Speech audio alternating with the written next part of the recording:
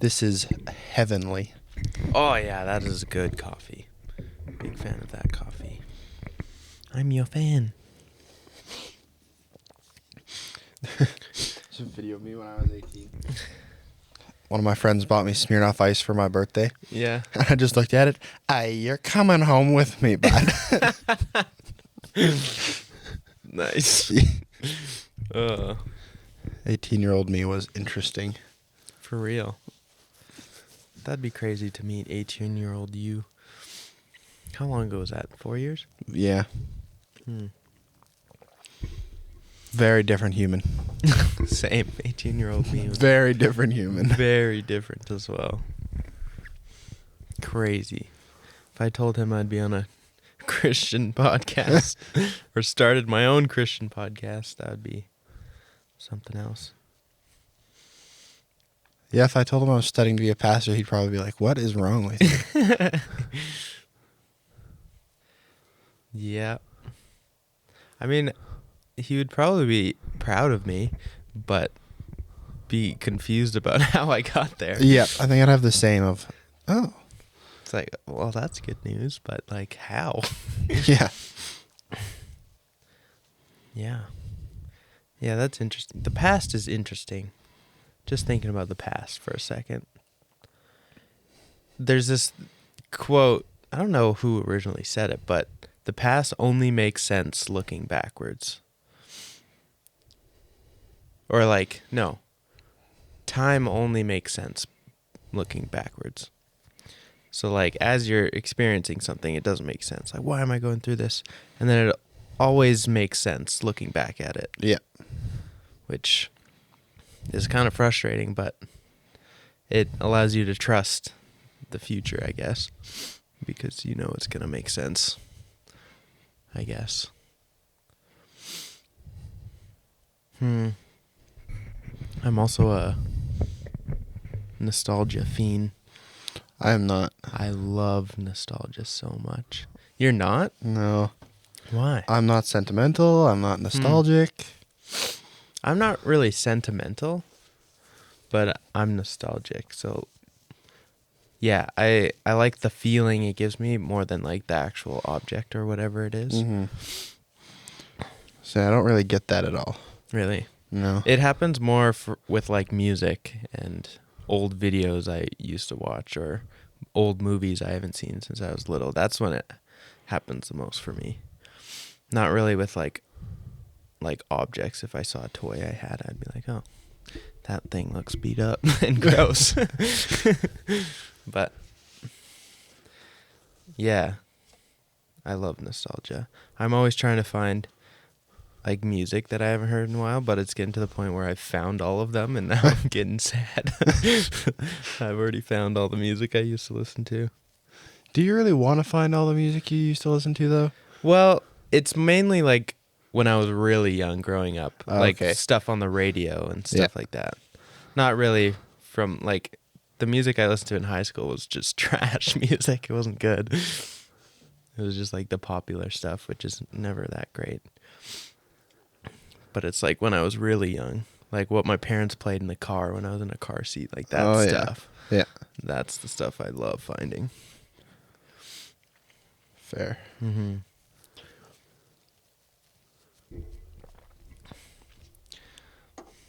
But yeah.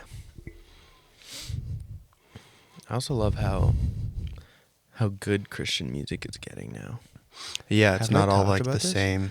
Yeah, it's like, yeah, there's like gospel worship music, which is great. But now there's like every genre of like worship music. Yeah. Which is so refreshing. I don't know if you could call it all qualified as worship music, Yeah. but it's all like Christian music. Yeah, Christian, like Christ-centered music. Yeah. Which is really great and refreshing. Yes. Because I love worship music, but I don't want to listen to worship music all the time. Yeah, like all the time, because it all starts to sound the same. Mm-hmm. It's actually insane, because I play drums at the church. And I have like probably almost 100 sheets of paper of like notes I've written for songs I've played on a Sunday. Yeah. And in my mind, I only know like 20 songs because they all sound the same. But then when I go through, I'm like, oh yeah, I know that one, that one, that one. Like hundreds of songs. I'm like, dang, there's so many that we play. Mm-hmm.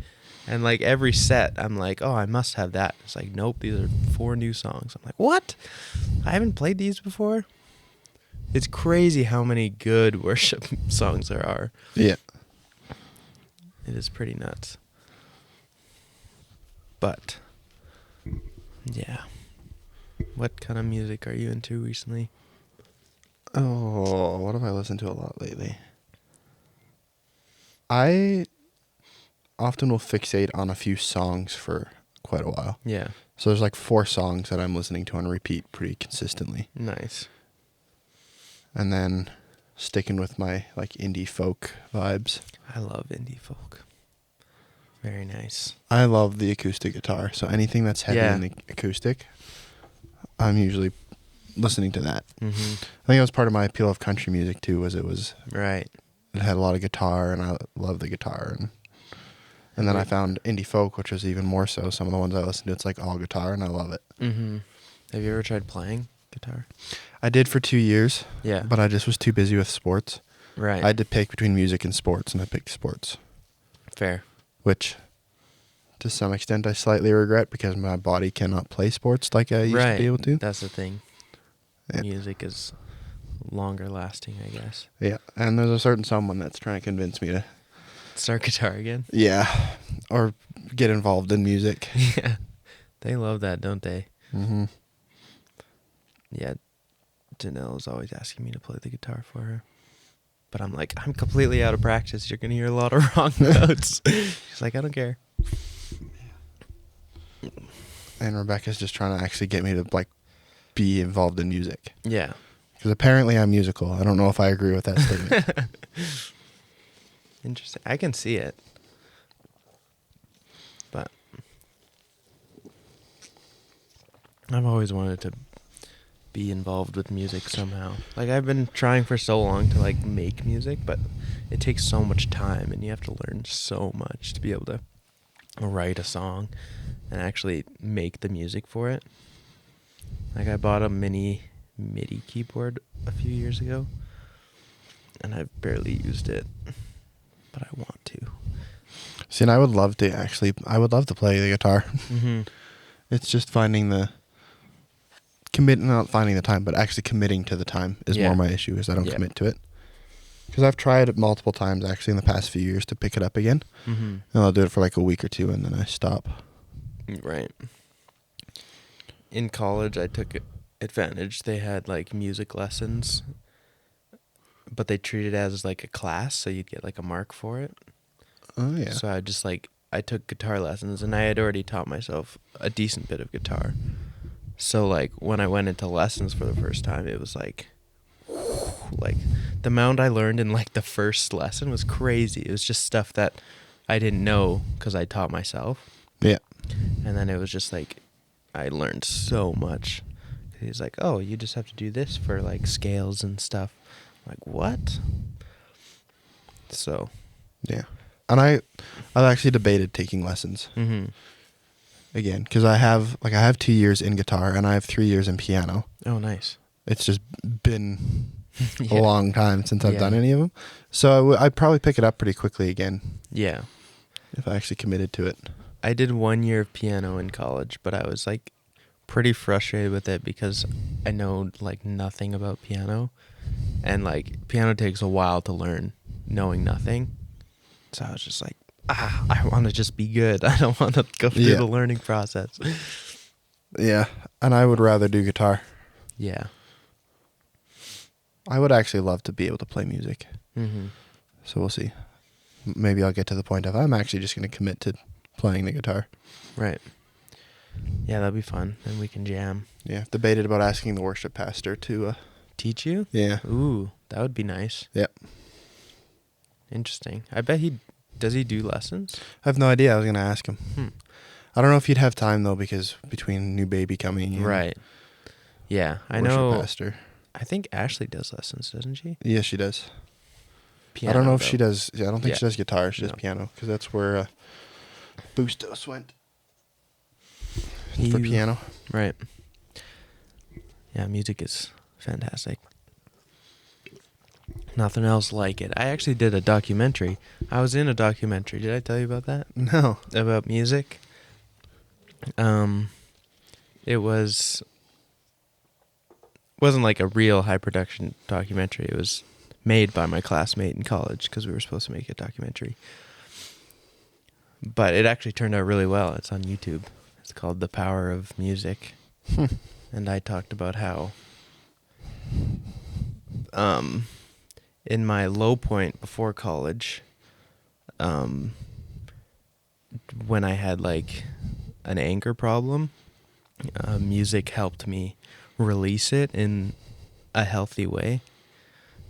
Yeah, it was actually a really cool documentary. It was like about the psychological effect of music and how it affects your mood and your everyday life. But it was actually pretty cool because she also interviewed like a psychologist, a professor at the school, and he kind of came to the same conclusion I did, which was really cool.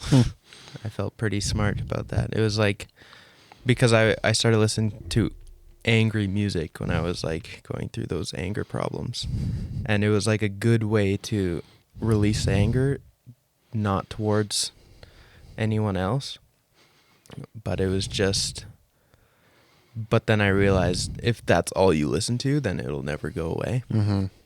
Because if that's all you put into your system, that's all that's going to come out. Yeah. So it was a good way to relieve that anger when you needed to, but it also wasn't the solution for the anger. So, yeah, that was pretty cool. Called The Power of Music, if you guys want to search it up on YouTube. Shameless plugs. It's a 10-minute long documentary, not very long.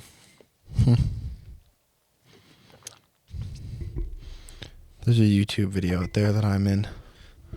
Yeah. My cousins started a YouTube channel for a while, and they did Minecraft videos, and they did one episode, or instead of Minecraft, it was like, have you ever played that like stupid soccer game on your phone with your buddies? Soccer. I forget what it was called, but it was like the stupidest, like you push a button and you kick the ball. And I don't think so. Oh, I forget what it's called, but there's a video out there where I was a part of that.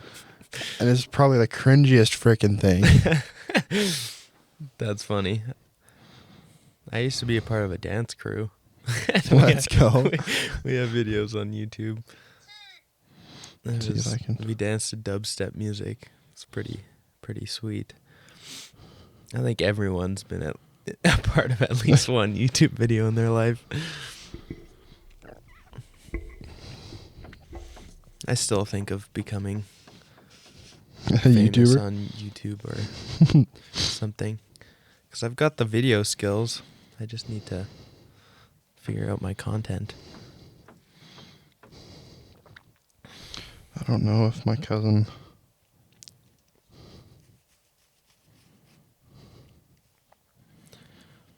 If he might have deleted his account. I'm also on LinkedIn. You know what LinkedIn is? Yeah, Facebook for business. Yeah. Yeah. So, and I have job, I want to say offers. They're not really offers, but opportunities that I can apply for that pop up all the time about like being an editor for like a high-end YouTube channel with like 2 million subs or something. But I don't think I'm at that level, because every time I go to their YouTube and I see their editing, it's like over the top crazy good editing. I'm like, I can't do that. That would take up so much of my time. Yeah, it doesn't look like I'm going to find my cousins. Yeah, I remember the first YouTube video I was in, I was probably 7. Oh. And I wish I could find it. It was like me, I had like this toy punching bag on a stick with like a spring at the bottom, so it would like go back and forth, and it was just this ball that you would punch.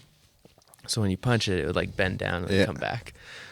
And my brother's friend was recording me, and I was like on my knees. I'd punch it, and then it'd come back and hit me in the face. And I'd be like, "Oh yeah, you want some?" Boom, boom. It just kept hitting me in the face. Yeah, I was like super young, and it was a hilarious video that explains a lot. Yeah, I can no longer find, unfortunately. It's like Kung Fu Panda when he first is like level 0 and punches like the kids training thing. And like, Exactly. That's exactly what it was like. Anywho, welcome to the Cat Life Podcast. 15 minutes in of just pure nonsense. I almost had a segue going. Yeah. And it just didn't didn't pan work. out. No. No. Well, is this episode 10 or 9? 9 or 10? 9. 9. 8. One of those numbers. Somewhere in there. Yeah. Still kicking. Still going. Still surviving. Now I'm curious. I'll find out. I'll tell you. Why don't you tell the lovely people what we're talking about today? Today, as you could have guessed by the title, There's a title. is dating episode 3 with experience this time. With the experience. This is episode 10. It's episode 10. Woo! To celebrate episode 10, dating with experience. Can you please title this episode Dating with Experience? Yes, it will. Let's be titled go. that. So I have 4.5 months of experience right now. Current experience, I guess. Current experience. Yeah. I don't know how much I have.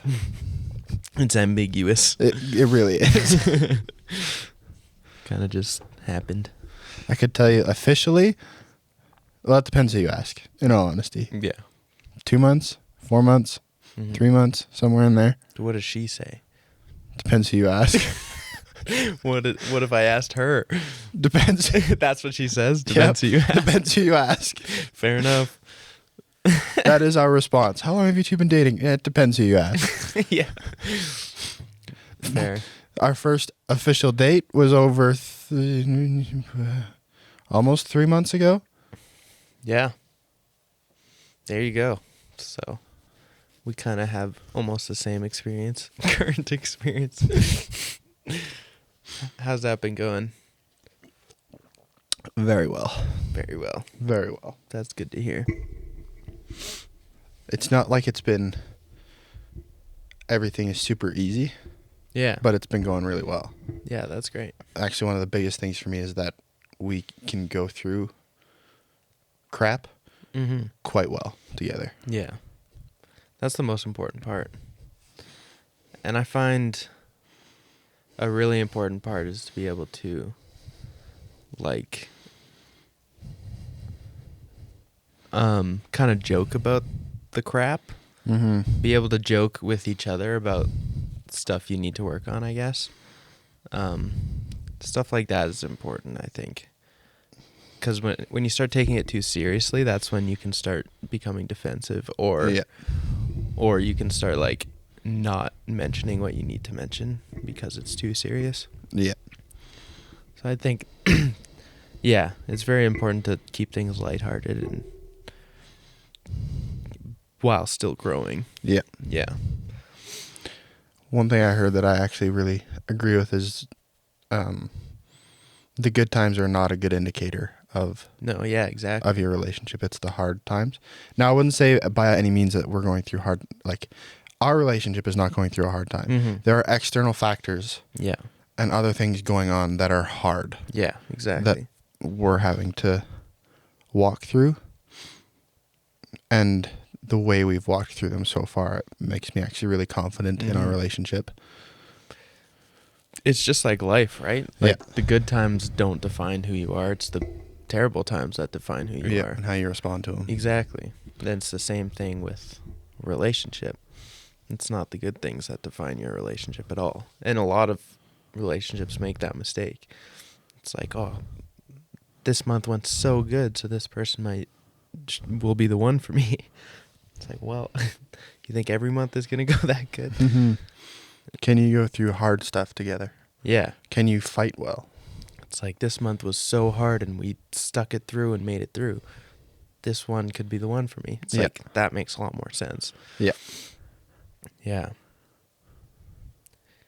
Yeah, that part is so cool. Because, like, my last relationship, I was so young, and it was, like, that stuff, like, most of what happened that was hard was, like, not very meaningful stuff. Because it was, like, in high school, and we weren't really going through anything crazy difficult. So it was just, like, it all seemed so good. But now that we're adults and we're, like, living on our own, there's always hardships around the corner. So, yeah, to be able to go through that and still like each other is great. Yeah. So cool. I've actually had going through some of this harder stuff has actually made me like her more. Yeah. Dude, I agree. Like, it was crazy. 2 months into our relationship. Was it 2 months? Not even 2 months. She had surgery, like abdominal surgery, and she had a gallbladder attack, and it was like she was in so much pain for like 2-3 weeks, and like to see her be able to go through that and to be able to help her through that, yeah, it just made me enjoy her presence that much more. It was kind of crazy just to be able to go through it as a team, sort of. It definitely made me like her even more. It's like I found a partner. Exactly. Is honestly how I would describe it. Like, it's like I would gladly I'd go through hell with you. Right. Yeah, isn't I would, crazy? because you just make it better. Yeah. Not by anything you do, but just because of who you are and how I feel like you support me, you trust me. I trust you and I support you. Yeah. I could go through hell with you and be okay.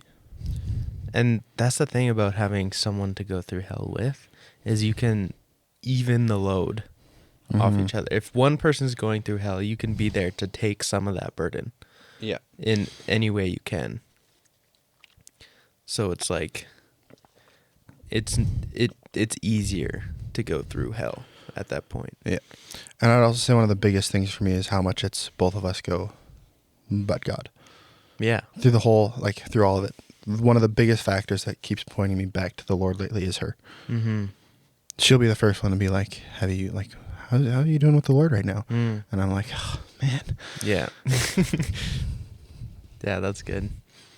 Yeah, and even Janelle too, because she's pretty new to her faith.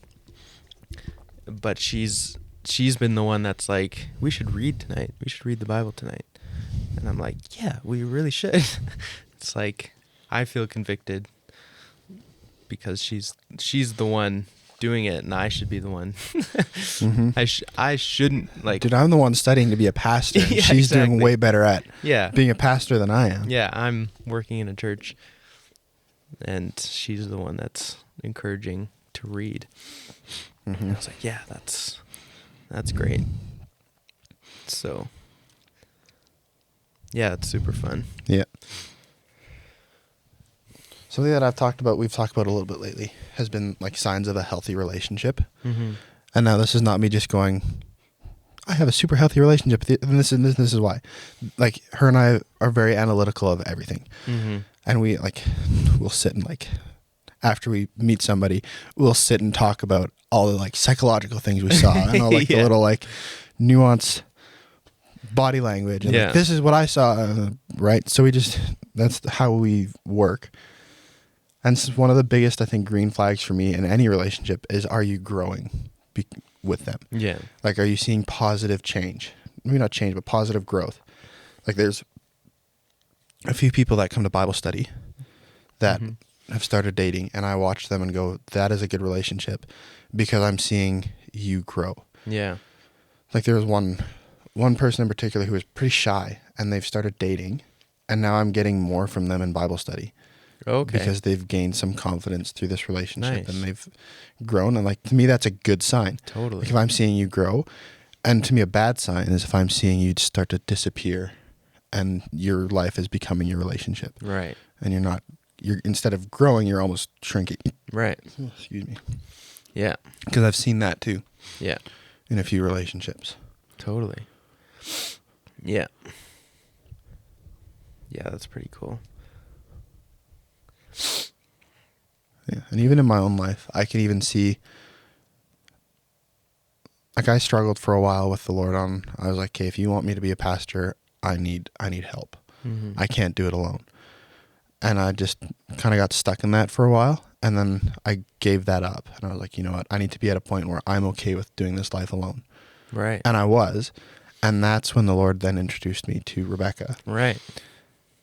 And even looking back now, I can see how much he's used her in my life already. Right. To, like, challenge a few things. And there's there's a clear example of one thing is I keep getting challenged by my mentor on, you need to have a warm presence. You need to make people know that you like them. Right. Because I don't. Yeah. I'm not a naturally smiley person. I'm not a naturally, like, warm presence. It's all good. Who's that? The people before you, shut the HVAC off. You guys should turn it on when you're done. Okay. Yes, sir. Sounds good. I was wondering because when I went to turn it off, It was already off? it was already off. Oh. Interesting. Okay. So, yeah. Anyway, I'm not a naturally, like, warm human. Like, if you know me, then yeah, I'm a warm. Like, I'm somebody you're comfortable. But to just a random person on the street, I present as very, like, almost hostile. And Right. I've had so many people in my life like, yeah, I don't know if you like me. Yeah. And I've had people, like, my first job, my boss was talking with my dad one day, and he was like, yeah, does Japheth like working here? And my dad was like, yeah, he loves it. And he was like, oh, okay, because I can't tell. Yeah. Like, that's just, I don't. Right. And that's one of the things she's actually not intentionally done, but has actually changed that a little bit. And I do think I am generally warmer. Yeah. I think I've seen that in you as well. That changed a little bit. Mm-hmm. Yeah, that's super cool. I'm kind of like that as well. When I'm in a new environment, I'm very quiet and I don't show any emotion at all. But as soon as I get comfortable, then I'm more than not quiet. Yeah. And part of the trick for me is I'm actually not emotional. Right. Yeah. I just, like, it. We actually had a discussion about this yesterday as to why this all is. Mm-hmm. And part of it is just, if you look at my whole family, like the whole Wildebohr family, none of the men are emotional. Right. They just aren't. It's very stoic. Yeah, and it's not like we're intentionally not being emotional. It's just there isn't a lot of emotion there, whereas for a lot of other people there is. Yeah. Now, I am definitely an emotional human still. I just am not in the same way as most other people. Yeah, not really outward. and it doesn't show on my face. Yeah. Unless I want it to. Yeah.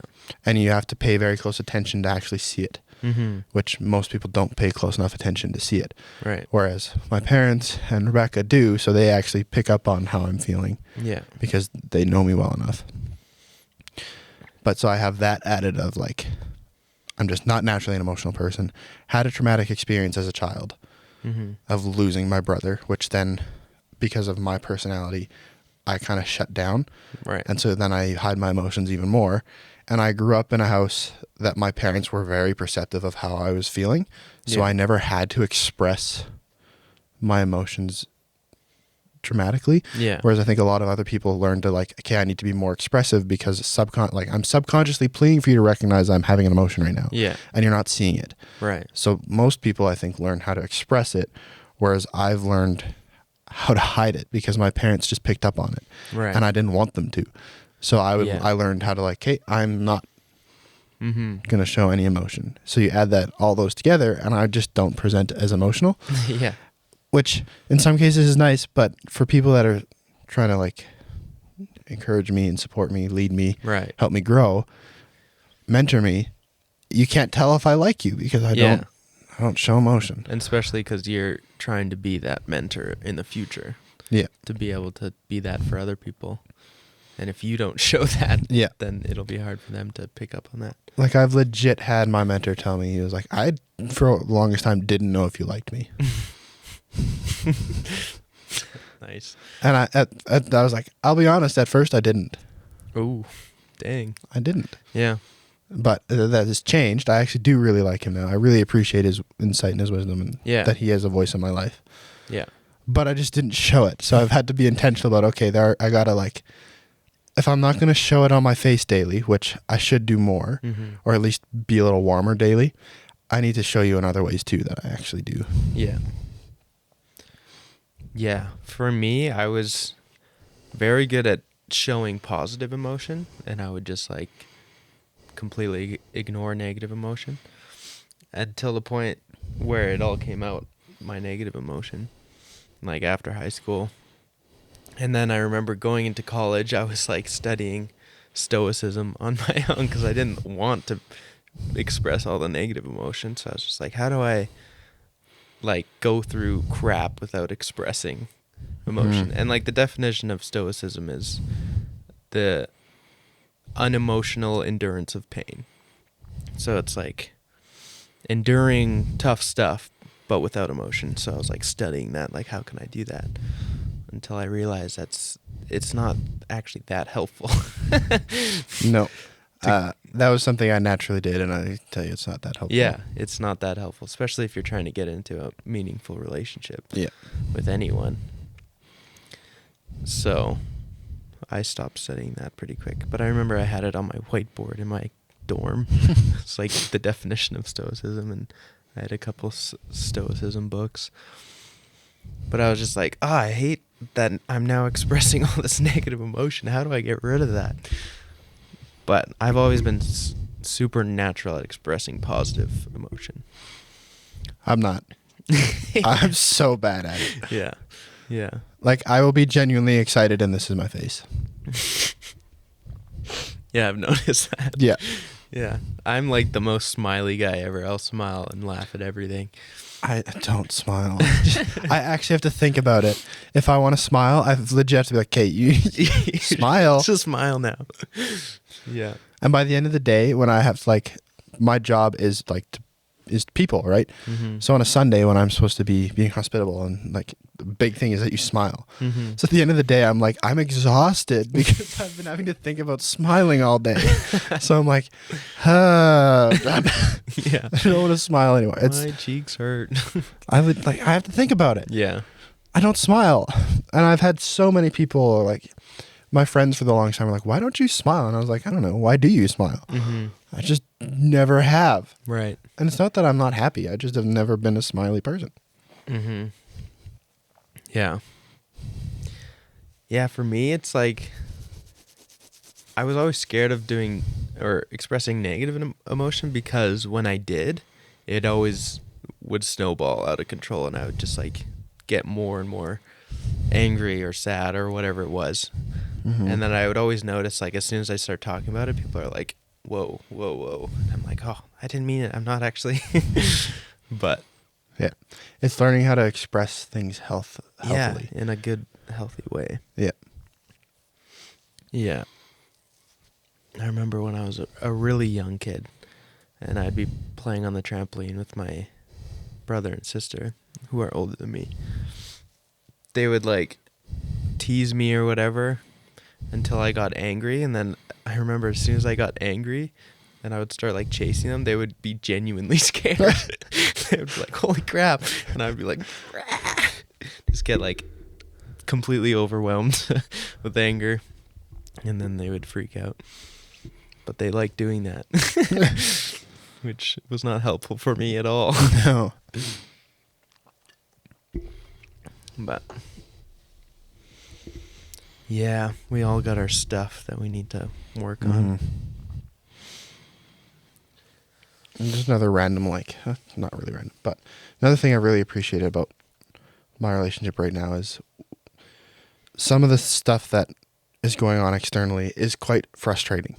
And it's hard, and at times then that causes both of us to be emotional. And we both have been really good at, okay, I am upset right now. I'm annoyed with you because you're not, but I'm not actually annoyed with you. I'm annoyed at the situation, and you're the one that I feel safe with. You're the one that I'm with, so it's being projected onto you. Right. And we've both been really good at, okay, we need to take a step back.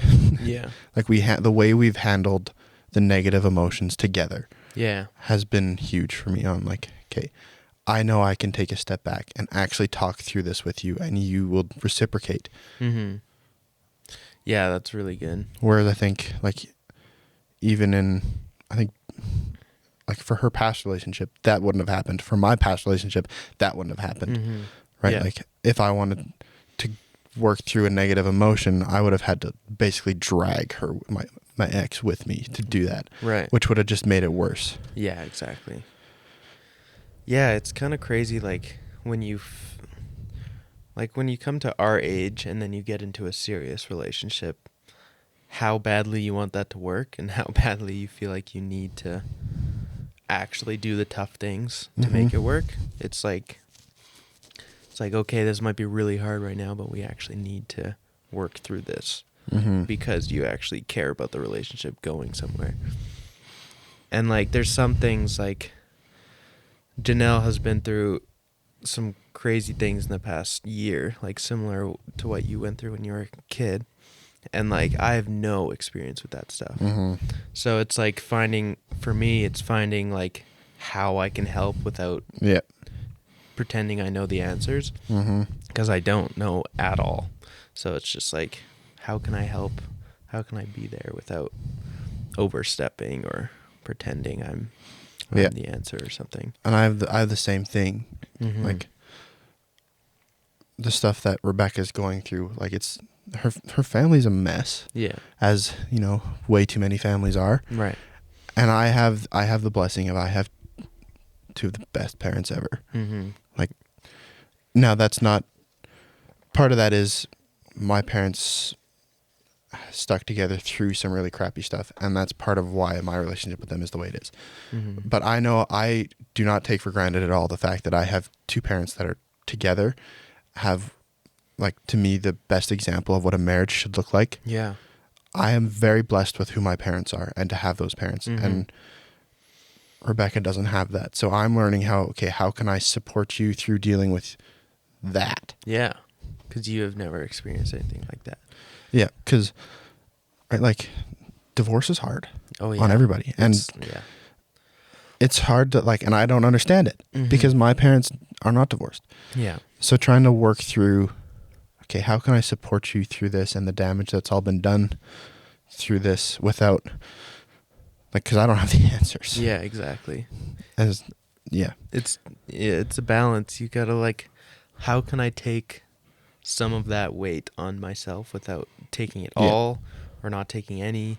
It's like, it's always a balance, and you gotta. That's why communication is important, because you need to know what they need from you. Yeah. Last night I legit we were having a conversation, and there was some frustrating stuff that was actually, again, it's all external, right? That was occurring, that was causing some emotions, and it was like, okay, I need to take a step back, right? Because I'm not giving you what you need right now. Yeah. And I'm making it worse. Yeah. In all honesty, I'm making it way worse. Right. So I legit stepped back and I was like, what do you need from me right now? Because I'm like, I've tried a couple things and it's not working, and I want to help you, but I don't know how to help you right now. What do you need from me? Yeah, exactly. That's why communication is so important. Yeah.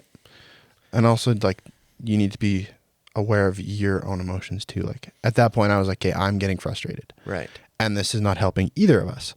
So what do you, like, I'm going to take a step back. I'm going to step out of this conversation. Yeah. And I'm going to go, okay, I love you. How can I help you? Yeah. Exactly. What do you need from me? Because what I have been trying is not working. And then we were able to have a conversation of, okay, this is actually what I need. This is what I'm actually dealing with. And part of it was I just wasn't understanding what she was actually struggling with. And by taking that step back, that created space for her to go, okay, this is what I'm struggling with. And I was diligent in, okay, I'm not gonna try to fix anything. Yeah. I'm gonna just simply seek to understand actually what you're saying. Yeah. I'm gonna ask more questions about what you're saying so I can get on your level. And go, okay, now I know what you need from me. Yeah, totally. Yeah. It's all a balance for sure. And what's been really good in our relationship is not letting things get between us. Like, we have different political views, So every time like that comes up, we'll talk about it, and most of the time we end up disagreeing, and then we kind of just go about our day. Like we don't let that affect our relationship, which has been super nice. Because some of the conversations, it's like, oh, it's getting like we're clashing a bit, and then it's like we end up fine because we don't let that get in between, because it's not worth like getting in between us. Like it shouldn't affect us that much, which has been super nice, and I'm blessed to have someone that can do that, like not let it come between. It's super nice. Because like some people think your partner should agree with you in everything, and you should be on the same page with everything. It's like they're their own person. Like they shouldn't be you. Yeah. And you shouldn't try to make them be you. So. Yeah. I definitely have. I think Rebecca and I are pretty similar on it. Like we have similar similar views on a lot of things. Yeah. Not the same. Yeah. And part of that comes from different life experiences, Yeah. Right? So that's been a bit of a blessing for me in the fact of like we do agree on most things. Mm-hmm. But I would actually say another thing I really appreciate is our differences. Yeah. Like we complement each other, and I'm very basic example when it comes to writing. I hate and I am terrible at formal writing. Yeah. I have to write essays for school all the time. I'm terrible at it. I can't do formal writing. It doesn't work for my brain. I don't like it. It makes me uncomfortable. It sounds stupid. Right. She loves it, and she's so good at it. Nice. So one of the comments I got on the big paper I had to write was, you should have somebody proofread this. And she had been telling me all week. She was like, let me read it. And I didn't let her. And I should have, because she's way better at it than I am. Yeah. But then the adverse is she has to come up with one of her jobs, she comes up with social media content. Mm-hmm. And she can't do it in the formal sense because it needs to be like entertaining for the general public, right? Right. She doesn't like that, and she hates it. Mm-hmm. Whereas that's what I love. Like I love the informal writing. I love the creative side of writing and fiction and stories, and yeah, I write poems. Yeah. Right. So, very basic example of she's formal writing. I'm informal writing. Yeah, and we're very different, but it put together it works. Yeah. Yeah, and that's what's different about me and Janelle is we're very similar in a lot of ways. And at first it was like, wow, this is great. We have everything in common. We do everything the same. But then our weaknesses are also the same. So that can amplify both our weaknesses. Mm-hmm. So it's like a lot of times we're like, we shouldn't go out tonight. Let's just order pizza and watch a movie. And we're like, yep, let's do it. And then like I learned that really quick, that both our weaknesses are similar. So I was like, dang, I actually have to start putting my foot down and actually working on those things in order for this relationship to work. Because one of us has to put our foot down eventually. Yeah. So I was like, I'm not gonna put that burden on her. So I got to start doing that. And I haven't been great at it because I've lived my whole life this way. So it's just, yeah. At first it's like, oh, we're exactly the same. This is perfect. But then we're like, oh, all right, weaknesses amplify that way. Mm-hmm. So yeah, that's where, but it's encouraging positive change, which is great. It's just actually getting that change is the hard part. Mm-hmm. Still working on it. But yeah. This is going to sound really conceited, but I don't know how else to word it. But I've finally found somebody who is my equal. Yeah. Is how, honestly, I kind of see her. Mm-hmm. And I'm not trying to say that don't take this as I'm better than everybody. Yeah. But just the stage of life I'm at for my age is different than everybody else my age for the most part. Mm-hmm. And the way I view the world, the way I handle things is a lot different than most people. Yeah. And I found somebody who is equal to me in those. The way she handles the world and things is very similar to how I handle things. Mm-hmm. And she also has both of us, I think, we're both oldists. Yeah. So we've had take care of our little siblings. Her more so than I have. I only have one sibling that's alive. So yeah. But she has 3 younger siblings and has like had to take care of them. And just I think the oldest child naturally becomes more mature because you also are the first child. Your parents are making the most mistakes. You get given the most responsibility. Mm-hmm. So just for the stage of life I'm at and just the way I do things, I found somebody who's my equal. Right. Who can match me in that. Yeah, that's great. And if anything, surpass me. Mm-hmm. Which has been... Because even if I look back at like past relationships, past people I've been interested in, I'm like, you were not my equal. I say that in quotations. Totally. I would have been dragging you along. Whereas with her, I almost feel like she's 2 steps ahead of me and I'm trying to keep up. Yeah. Like my first relationship, she was the oldest and I was the youngest. And she ended up dragging me along. And I was just like, okay. And then it turned out to be super toxic because I would just let things happen because she would just make decisions and I would be like, okay, fine. And that was not good at all because then she doesn't grow and I don't grow, or at least in the right way. Mm-hmm. But yeah, Janelle is also one of the youngest in her family, and we're very similar in a lot of different ways in how we think and how we come to decisions. And so that's, yeah, it's just like you guys. It's found that person. Yeah. Which is great. Makes things so much easier. I made the comment to her the other day. I was like, there's a reason I'm dating somebody older than me. Yeah. Because everybody my age just is not there. Right.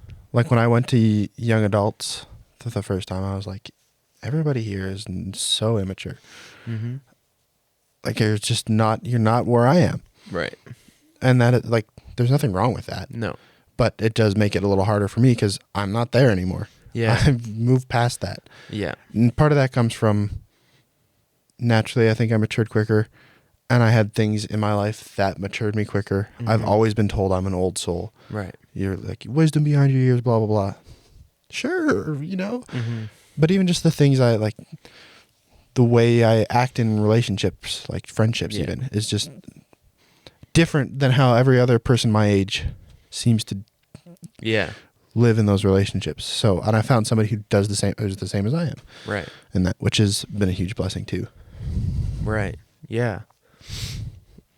Yeah, I've noticed that too. Well, for me, I feel like my relationship maturity has always been pretty high. Like I'll get into friend groups and be like, why are you guys treating each other like that? Like that makes no sense. Like why, like that's so petty or whatever. Or like, why can't you just tell them the truth? Like why, why you, so like that has always never made sense. And I've made friends along the way that are emotionally mature and I have been able to tell the truth to, and they reciprocated. And like, and I've picked friends like that up throughout the years that haven't budged. Like we have been friends since we met because they reciprocated that kind of relationship maturity, which has been great. But then you see people that are just like, they don't keep friends that way because they're manipulative or they lie or they just don't know how to tell the truth. Yeah. And like, I'm not knocking anybody that's that way. I was that way. Right. Like I look back in high school. Oh man. Mm-hmm. Some of the things I did, I was like, I look back, I go, you fool. What were you doing? Totally. You're so dumb. Yeah. And now I won't do any of those things, partly because I've done those things and realized how toxic that was. Yeah. And how stupid I behaved. And I still see some of that in other people, and they just because you haven't gone past that. And some people never do. Mm-hmm. Which it's like, I'm sorry, you're honestly missing out. Right. And the worst. So true. How many people out there, like they feel like half their struggles is just because they refuse to grow. Yeah. Like it's okay to struggle. But sometimes there's a few people where I'm like, your biggest struggle, your biggest battle is you. Yeah. If you would just realize that there's things that you're doing that are causing this and actually work on those things, your life would probably be a fair bit better. Yeah. And a lot of society is pushing victim mentality, like, oh, that person shouldn't have done that to you. You deserve more. You're better. You're more worthy than what they're giving you. It's like, are you though? Like, how did you respond to them? How did you treat them in that situation? It's like probably the same way they treated you. So, and like some of my friends that I'm not as close with, they'll talk about like how they just hate this one person for something they did to them however many years ago, and they could never forgive them, and I wish they were in jail for the rest of their life. And it's like, whoa, that's crazy. Like, do you not realize that they were 16 when they made that stupid decision that affected you? Like, they were a child, and things change, people change. Well, most people regret the decisions they made at 16. It's like you can't hold that resentment for your whole life, because that person is not who they were at 16. They're not their decisions they made. And it's like, once you realize that you can actually move past those things, your life can change like crazy. And like I have like 3 close friends, really close friends to me, that never liked each other. And so I would hang out with them like individually for years and years. Like, they're 3 of my best friends, and they didn't like each other all through high school. But then I'd start, like, every couple of years, I'd somehow make them meet at my birthday or something, and they'd get to talking and realize, oh, they're just a normal person with a normal job, and they don't actually secretly hate each other. It's just one thing they did when they were 15 or whatever that made you think they were a terrible person. It's like, no, you have to learn to realize that people make mistakes, and people aren't the evil actions they did one time. And I'm by no means saying I'm perfect, because I'm even looking now, and like, I've made mistakes recently in multiple relationships. So I'm still learning too. Yeah, I'm not saying I'm this perfect guy at all. It's actually like some of the mistakes I make, they keep me up at night, because I've said this before, like in the second episode when I was talking about my story. It's like, I don't like being on people's bad side. So when there's things that I do that I know is like wrong to someone, or that stuff, like, it keeps me up at night, probably too much, because I made a mistake, and everyone makes mistakes. But yeah, that stuff keeps me up for sure. But we all make mistakes, and that's what everyone has to learn. No one's perfect. So when it comes to dating, have you found a person that you can make mistakes with? And when you make those mistakes, will still love you? Yeah, exactly. Because I can tell you now, I've made so many mistakes with Rebecca. Totally. And it's not like I'm not trying to hurt her in any way, but I have in some ways, just because I'm human. Yeah. But she always comes back with, I forgive you. You're good. And vice versa.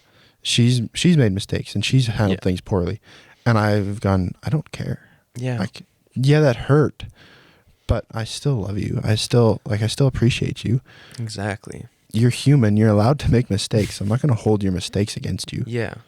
And that's the love we're trying to reflect, like God's love. The amount of times we've done him wrong, and he's still like, come here. 1 Corinthians 13. Yeah. Love is patient, love is kind, love is slow to anger. It does not envy. It does not envy. It does not boast. Rejoices in the truth. It's like, that's the love we're trying to reflect. We're not trying to reflect a resentful, they did me wrong, they should make up for it type of love. That's not what we're supposed to do. Like, love, in that verse, it's love keeps no record of wrongs, right? That's it's so important. That's like something people look over, because a lot of the times they'll hold actions that their partner does as like ammo for when they get in an argument. Well, you did this however long ago. It's like, how is that helpful? It's not helpful for resolving anything. It just makes it worse. Yeah, it makes it so much worse because then the other person gets defensive. Defensiveness is never good. You know who Simon Sinek is? No. So he's pretty outspoken. He does a lot of talks on like leadership and relationship and just in general. He's not Christian, but a lot of the things he presents are like they're Christian values, and I don't know if he even realizes they are. Right. One of the things he said is in one of his relationships, they were in a pretty bad argument, and it became he listed something she did wrong, she listed something he did wrong. So then he listed 2 things she did wrong, and she listed 2 things he did wrong. Yeah. And then at one point he went, stop. This isn't how this should work. Yeah. Here's what's going to happen. I'm going to tell you one thing you did right and one thing I did wrong. Yeah. And you're going to do the same. And within 2 minutes they were laughing and having a good time. And all it did was they changed I'm going to stop holding all these things you did wrong against you. Yeah. And I'm going to start looking at all the things you did right and all the things I did wrong. Right. Because I'm not perfect. I made mistakes too. Yeah. And blaming you doesn't change the situation. Yeah. And that's something that's really hard for people is like finding fault in themselves. Or they usually know where to find it, but to say it out loud. To admit it. Yeah, because that makes you vulnerable. Because when you're defensive and you're pointing out what the other person did wrong, then you have like a wall. You're safe. Like, they can't hurt me because they did this. But as soon as you open that up and you're like, okay, I was wrong here, that gives the other person the opportunity to open up and say, I was wrong here. And it's not always easy to do, but if you practice that, then it becomes a lot easier. And it's so much easier to resolve conflicts that way. When there's no walls between you two. It's all open. And then, yeah. And then especially like saying what the other person did right makes you, like if my partner was like, oh, this is what you did right, and we're arguing, that would make it so much easier for me to be like, well, and you would be like, and I did this wrong though. And you'd be like, hold on. Yeah. What? You can't be mad at somebody who's telling you did this right. Exactly. Excuse me? I'm trying to be mad at you here. I can't be mad at you when you're complimenting me. Yeah, exactly. But when it's from the genuine, like, you did this right and I appreciated it. It disarms the whole situation. Yeah. Like, oh, well, frick. That's why, like, when people have the mentality of, oh, I'm going to win this argument, or you won that argument, there's no winning. It's either you both lose or you both win. Yeah. That's the only way. One person can't win, because then if the other person lost, then you're just more divided at that point. Yeah, you should not be in that sense, you should not be in competition with your partner. Yeah. You should not be competing for who's better, who's right, who's wrong. Yeah. Well, that's another thing I've really tried to do with Rebecca is anytime there is something that's like, okay, this is something we have to work through, it's never her versus me. I always try to keep the mentality of it's you and I versus the problem. Yes. It's you and I versus this thing that's going on. How can we together move through this? Yeah. Totally. Yeah. And it's crazy because it usually happens so quickly that people don't realize, like, it's like, oh, why'd you do that? Oh, I didn't mean to do this. And then it happens like so quickly that you become defensive, and that, like what he said, you kind of have to stop and be like, whoa, we're battling each other right now when we shouldn't be. Because it does come out of nowhere usually. Like, this is a light example, but I'm a really messy eater for some reason. Like, for some reason, I'm not clumsy at all, but when it comes to food, I just can't find my mouth, apparently. Like, I drop food, I get stains on my sweater all the time, and, like, it does start to annoy her. Like, I can tell it's starting to annoy her, and my first instinct is to be defensive about it. But when in reality, it's my problem that I need to fix, and I need to focus on my spoonfuls going into my mouth, apparently. But, like, even with that stuff, it's like, oh, I can't be defensive about that. I need to be like, yeah, my bad. I'm sorry. Yeah. Yeah. But That's just a light example. Mm-hmm.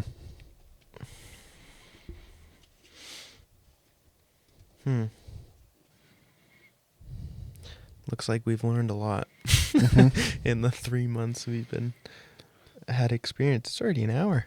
Yeah. Let's go. Well, like we've been officially dating for 2 months, just over 2 months now. Yeah. But we were friends for 3-4 months before that. Right. And that actually I think was super beneficial. Totally. And we set hard boundaries. We were like, this is what I expect from you. Like some of our boundaries were you're not allowed to touch me. Right. You're not allowed, I'm not allowed at your place, you're not allowed at my place. Mm-hmm.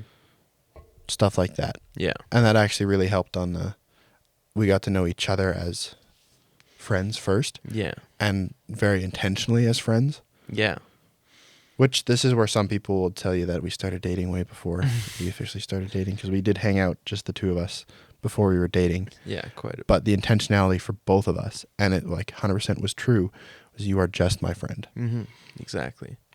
And it was actually I actually just genuinely like hanging out with you. I like talking with you. Mm-hmm. And that was a solid foundation, so that when we actually started dating, I'm dating my best friend. Yeah. And literally. And you already built that friendship, which is so helpful for a relationship. Yeah. Is to be friends first. Yeah. Mm-hmm. Her and I have also listened to a bunch of different podcast episodes on dating. Mm-hmm. Her more so than I have. But one of the things that stood out to me with one of the ones that we listened to is the person you're dating or pursuing somebody you can just hang out with for an hour. Right. Can you just be in their presence and be happy and content for an hour? Yeah. And not or have do you to get do bored? Anything. Yeah, exactly. Right. And I could sit and do nothing with her all day. Yeah. It'd be a great day. Exactly. Yeah, I feel the same way. Or I would but she's also you're my best friend. I want to go throw a ball around with you. Yeah. Little things like that. It's I just want to do stuff with you. Yeah, exactly. I'm so excited for summer because the amount of activities Mm-hmm. that we can finally do in the summer is just great. Well, and her and I both love soccer. So I'm so looking forward to the summer. Yeah. Let's go take a soccer ball to the field and just play pass. Totally. Kick a ball around and I'll body check you a little bit. And steal the ball from you because I can. Yeah. And then you'll probably get mad at me, but that's okay. Yeah. Yeah, exactly. Because that's, I would do that with any of my friends, to be honest. I'm a pest. Fair enough. She knows it. That's Janelle. Janelle's a pest.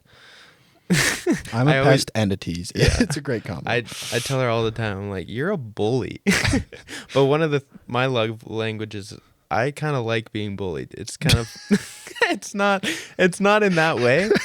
It's just because it's fun that way. Yeah. It's playful and fun. It's You heard it here first, folks. Ryan likes being bullied. I like being bullied. No, but it's it's because she can bully me about stuff that I'm actually bad at. And I'll be that's funny. And that opens it up so I can do that to her without there being actual conflict between it. Yeah. It's just all playful, even though it's real stuff that we suck at. Yeah. It's just playful. So that's why I enjoy it so much. It's you're a bully, but I'm going to bully you back. So it's fine. And that's for me one of if I can give you a hard time, that should tell you I like you. Exactly. If I can bug you, if I can tease you, pester you, that means I like you. Yeah. So if I stop doing that, then you should have okay, what's going on? Yeah. And I've told her that, and she's 100% aware of that too. Totally. If I stop being a pest and teasing you, there's probably something up. Yeah, totally. Yeah. But I'm double blessed. My mom is the biggest pest I've ever met, Really? and my dad is the biggest tease I've ever met. Yeah. And I got both characteristics. Really? So poor Rebecca has to put up with I'm a pest and a tease. My mom loves to poke and prod. Yeah. Literally will poke at me. And dad just loves to dad plays head games a little bit. Yeah. Tease you that way. Yeah. And I do both. Yeah. Nice. So I'm sorry. Just playing with her head. Oh man, I did it so bad the other day. I actually felt bad because I got her pretty good. Nice. I don't even remember what I did, but I got her in her head, and I was like, okay, I need to stop. Yeah. And then I told her to, and she's like, rude. I was like, I know, I'm sorry, but she laughed after too. Yeah. That's good. Yeah. My mom tells me on a pretty consistent basis, my head is not a playground. Sorry, Mom. Oh, that's funny. I don't know why. I can play mind games, and I love playing mind games. And it's probably not the greatest thing in the world. Yeah. But I usually do a pretty good job of knowing when I've gone too far and Yeah. how far I can go. Yeah, exactly. And when I need to, like... When I was messing with Rebecca, I knew I was like, okay, I need to stop now because if I go much further, you're genuinely going to believe me. And that's not true at all. Yeah. Whoops. Sorry. Whoopsies. Anyway, that probably brings us to the end of the podcast. Yeah. Over an hour, I think. Hour and 6 minutes. Sweet. Cool. That was we stayed on track the whole time. Well, we started off track. Yeah, for the first 15 minutes. But that's just a theme at this point. Yeah. It's the stereotypical intro. Every podcast I've listened to always starts with random crap and then they get into it. Yeah. I think we just go a little longer than most podcasts. Yeah, On the random 15 crap. minutes of random crap. Anyway, thank Cool. y'all for listening. Yeah, thanks for listening. That was dating part 3 with experience this time. Dating with experience. Cool. See ya. Bye.